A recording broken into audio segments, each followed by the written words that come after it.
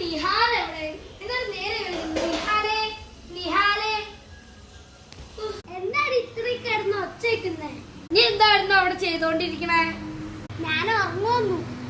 നീ എന്റെ ഉറക്കം നഷ്ടപ്പെടുത്തി.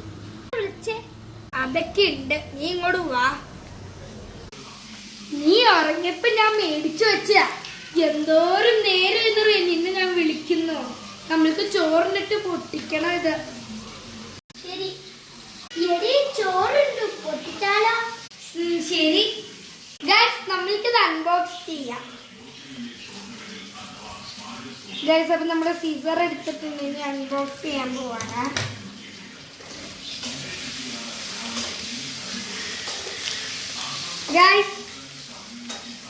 ഗൈസ് നമ്മൾക്ക് ഇനി പേപ്പറും കൂടെ വെട്ടിക്കളയണം.